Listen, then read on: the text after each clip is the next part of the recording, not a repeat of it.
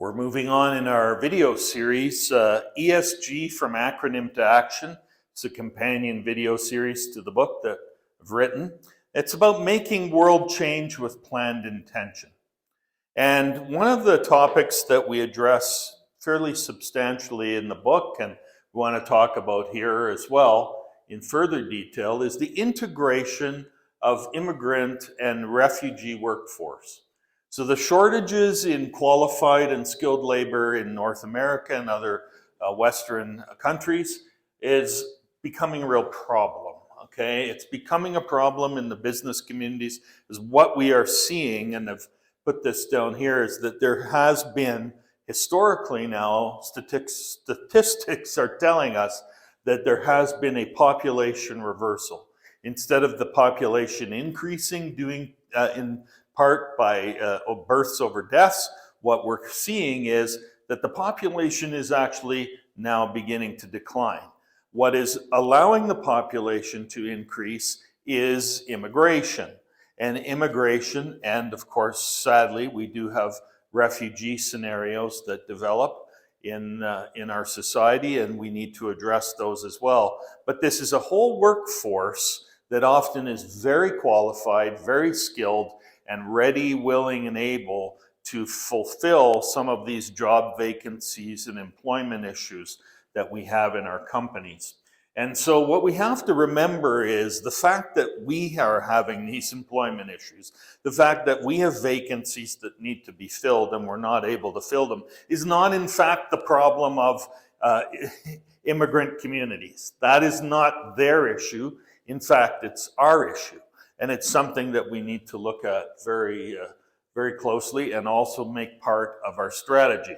So the concept that we need them, okay, as much as, or if not more, than they need us, really needs to become a thinking at the forefront of our strategy in terms of fulfillment of employment.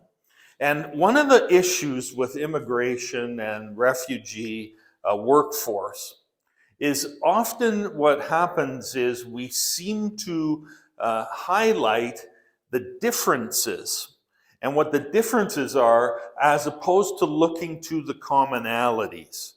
And as we begin to evolve and change as a community and as companies and individuals in our society, we have to begin to look at what is uniting us, what is our commonality with people from other countries, as opposed to what makes them different from us. And understanding, and we've talked about this further previously in our other videos regarding Indigenous communities and the fact that we were immigrants, all of us, or for the most part all of us, into lands which were already occupied and had been for millennia prior to us getting here. So there's a lot of complexity to the concepts in and around immigration. But one of the things that's very important to remember is as we are building a strong 21st century and beyond society and also employment and business climate, we have to really begin to stress what is common between us and not what is different. So what we see is that the void that we have in employment can be filled with strategic immigration policy and the employment of refugees and immigrants. This is something that can be accomplished immediately. It's not something that we need to wait for, see how it goes. We have the ability to be able to fill these positions that may become vacant in different companies or what have you, with the influx of people coming from other countries and like I say, refugees that also may be there. The key to this is often what's happening is these folks are leaving something behind that, despite the fact that it carries with it all the traditions and ties to family and friends and culture, they're still leaving something behind to try and improve the lot of their life for their family or for their friends or for themselves. And what we also find is in many instances, especially today, people coming from other countries have significant educational background and training background. That seems to be actually sometimes that they may even have more training than we do.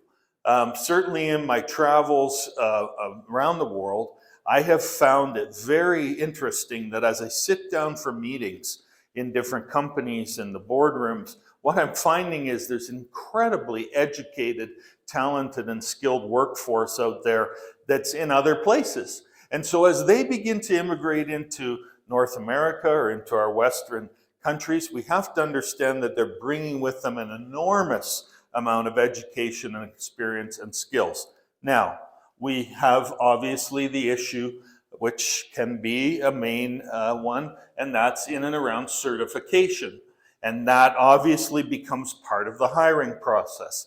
What is their education level? Does it add up to where we're at? Are they above or below? These are markers that sometimes we place on things that we may not necessarily need to do that. We need to obviously have the neurosurgeon who is very skilled at doing brain surgery. That's very important. The fact that they're able to take apart a car engine is wonderful, but if they don't know how to do brain surgery, I think it goes without saying that they're not going to qualify to be a neurosurgeon. So what we have seen recently, and I think this has been a very positive initiative, is that the government here in Alberta, in the province of Alberta, has made an agreement with the country of the Philippines. And what is happening is we have a lot of vacancies in and around frontline healthcare workers and some of the support staff. And what we're seeing is that, yes, the certification process may be a little different in Manila than it is in Edmonton or Calgary, but what we need to do is bring the folks over who are willing to fulfill some of these positions and then change our certification process so that we can look again for the commonalities, and if there are some differences that need to be addressed, then obviously we address those, but we don't stop the ability to be able to staff these positions with well-qualified, skilled individuals because there's a couple of different lines in the educational thing or certification that may be a little bit different. So let's look again for what the commonalities are. Let's look for what we can do to work with the system that we have and the system that they have and be able to bring that together to a successful conclusion that allows us to be able to fill the opportunities that are there. Another thing is potentially, not always, and in fact I've found this really not to be the case on a fairly regular basis, is the concept of speaking the language of the country that you are immigrating to. Now, in the case of Canada or the United States, and actually many European countries, English is obviously standard language. Now, there often, not always, but often, is a very high degree of proficiency in English amongst people that are wanting to come here. They're graduated from engineering school or with doctors or medicine or any field, name it. And often what's happened is they've either taken courses in English, their courses are given in English, despite the fact that they may be in another country. And when they come here, there may be a few technicalities that need to be worked on in terms of English language proficiency, but for the most part, they're very much able to communicate and carry on life and operations here. So that's something we really have to take a close look at. Obviously, if you're immigrating to France, that may be a whole different thing where you need to learn French. That's obvious.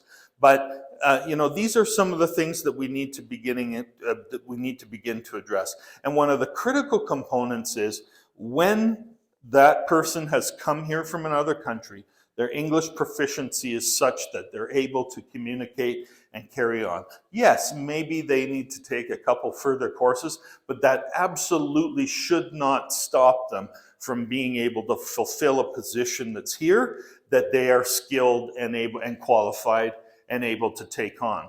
And what becomes very important, and I think in terms of where we've discussed before, when we talk about equity and equality in the workforce, we need to be making sure that when these people arrive at our borders and they've worked hard to get here and they've done the right things, that obviously we welcome them in and we make sure that they are making a living wage.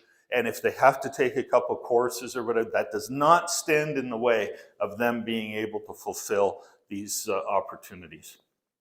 And I want to address something that is basically antithesis to the whole argument, something we discuss further in the book as well. This concept that we hear, and I think thankfully we've evolved, so we don't hear it as much, but I know that it's out there and I know that it persists. They're taking our jobs.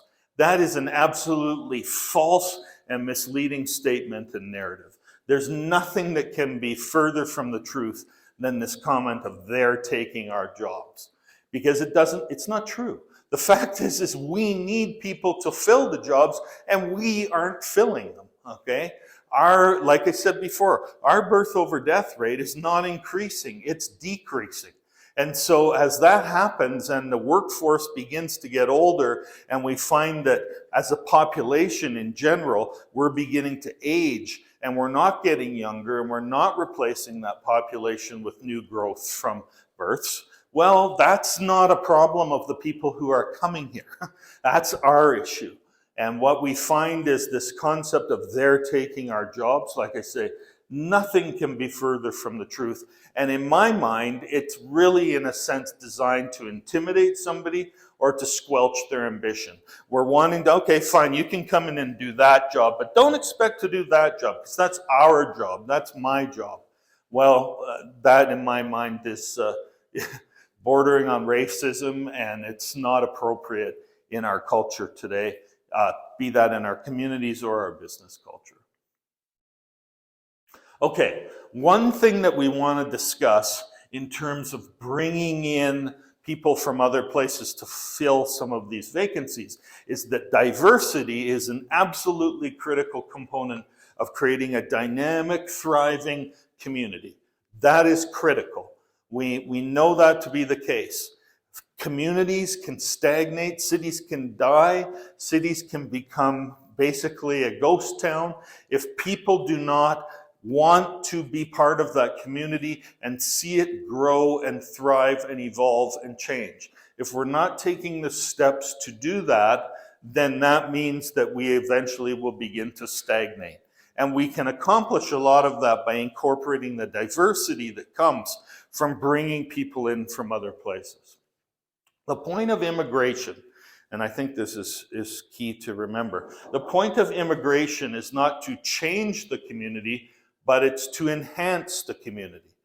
Enhancing the community begins the opportunity for us to be able to make the community better. It's not about them changing us, okay? It's not about them changing our community, quote unquote.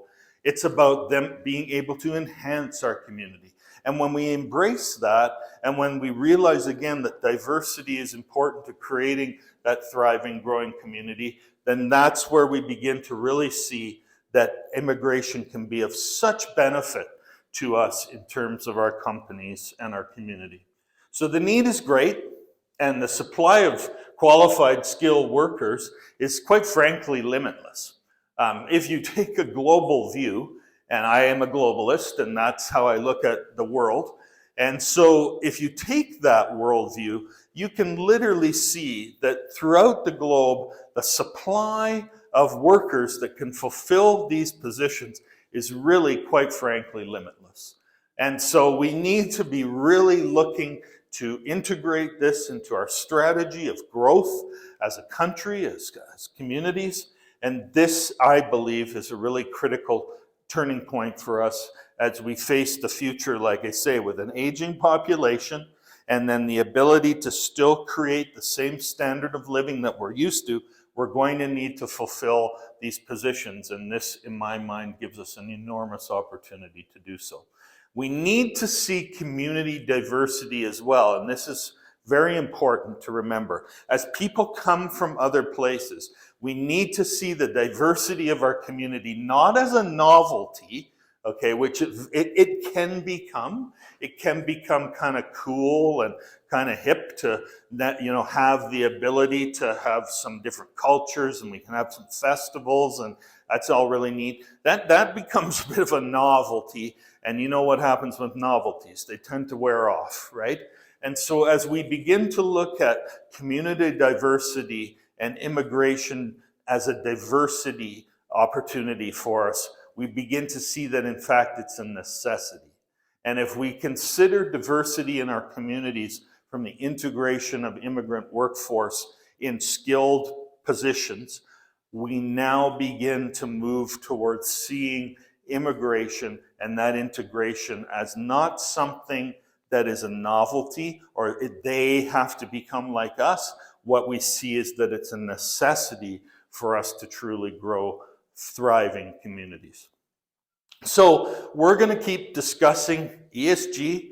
The social side of ESG can be complex, but quite frankly, it comes down to some simple truths. In my mind, ESG, and I've said this before, and I'll continue to say it, ESG is about community. Every part of the ESG configuration is about how do we make our communities better. And so today, as we've discussed this concept of immigration, this is one way that immediately, today, it's not something we have to work towards or set big plans in motion. We have the ability to bring in skilled workers from other places who can really help diversify and enhance and grow our communities and our businesses and our organizations. We're going to see in the next set of videos. Good to have you with us today.